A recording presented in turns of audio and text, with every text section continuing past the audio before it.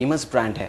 तो हमारे laws like I mention 2002 में जब चेंज हुए तो वी इंट्रोड्यूस के इंटरनेशनली जो फेमस ब्रांड्स हैं दे देमसेल्व्स यहाँ पे उनकी कोई प्रेजेंस भी नहीं हो तो they have to be protected because we need to get foreign investment. तो हमने एक वहाँ पे एक प्रोटेक्शन दी है।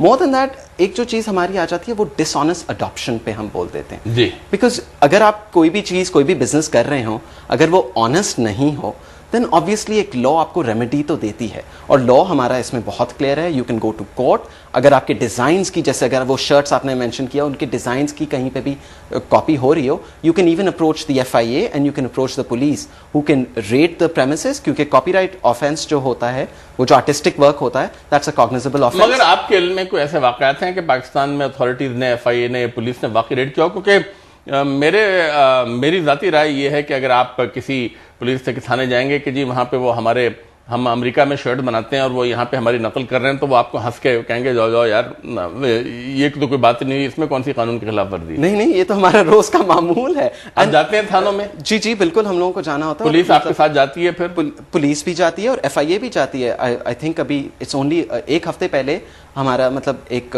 बहुत बड़ा क्लाइंट एक अगरबत्ती का उनका अब एक ये भी एक चीज़ है कि हम इंटरनेशनल तो बोल रहे हैं लेकिन सबसे ज़्यादा जो इन्फ्रिंचमेंट होती है वो लोकल ब्रांड्स की होती है। अच्छा, लोकल ब्रांड्स जो हैं यहीं की जो ब्रांड है उनकी नकल की जाती है और नकल ऐसी होती है कुछ तो बिल्कुल आपको नजर आएगा कि ये बिल्कुल जाली है और कुछ ऐसी होती है आप बता भी नहीं सकते। उसमें FIA वाले गए और उन्होंने 3 ट्रक्स का सामान माल पकड़ा है जो कि जाली माल था। अच्छा। तो एंड देव सीज्ड इट और उस पर FIR वगैरह कट गई और आप इस तरह देख सकते हैं कि ये होता रहता है। ऑब्वियसली अब बिजनेसेस चाहते नहीं है कि वो इतना एडवर्टाइज हो लेकिन लोगों को भी ये चाहिए कि अवेयरनेस के ये नहीं है कि कुछ भी नहीं हो रहा लेकिन इसमें ये है कि stakeholders have to come forth. ये बताइए अली के ये ट्रेडमार्क्स कॉपीराइट्स इनको रजिस्टर करने का मैंने आज एक किताब लिखी या कोई प्ले लिखा ड्रामा लिखा मैंने उसके कॉपीराइट्स अपने हक में महफूज करने हैं। मैं कहाँ जाऊं किसके पास जाऊं कैसे रजिस्टर करवाऊं?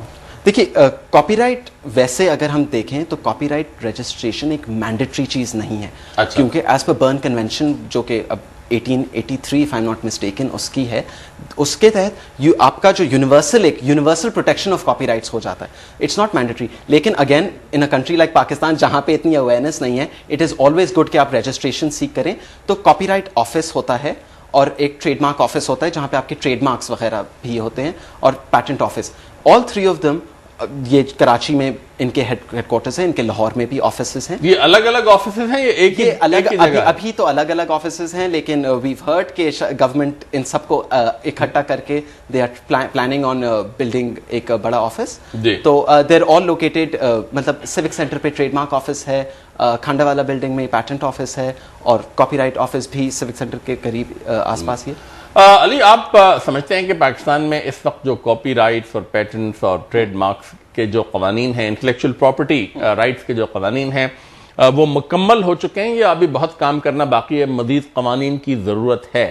देखिए जहां तक हमारी इंटरनेशनल जो रिक्वायरमेंट्स होती हैं ऑफ द ट्रिप्स एग्रीमेंट वहां तक तो हमारे सारे कवानीन अप टू डेट हैं।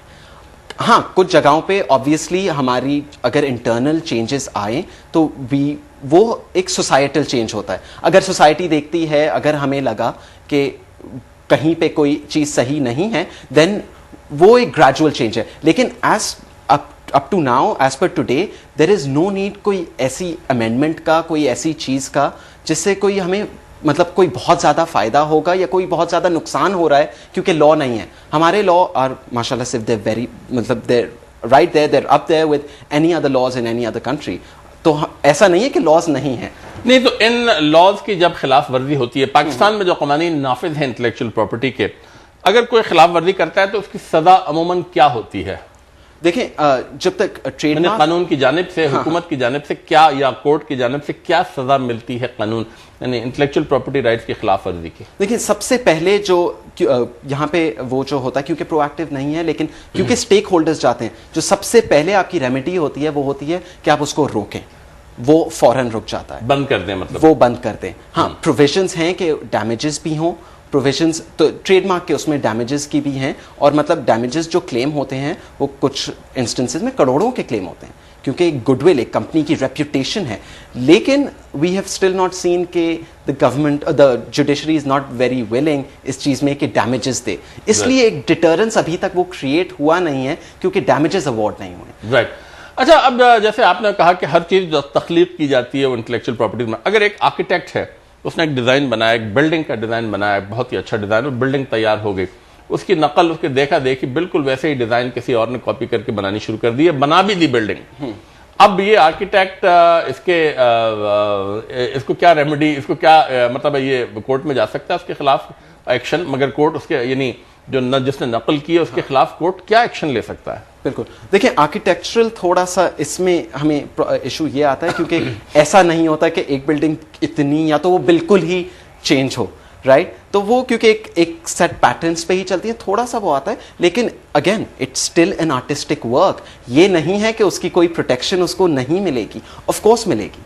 ऑफ कोर्स उसका जो फसाड आ रहा है, उसके जो इंडस्ट्रियल वो उसकी जो आर्टिस्टिक जो रेंडरिंग हम कहते हैं, जो रेंडरिंग है, अगर वो साथ ही में कोई बिल्डिंग खड़ी कर रहा है तो वो rendering that is his creation, he can claim कि ये मेरी आर्टिस्टिक वर्क की खिलाफ वर्जी है, तो वो एक कॉपीराइट उसका भी मतलब वन कैन क्लेम, मैं ये कह रहा हूँ।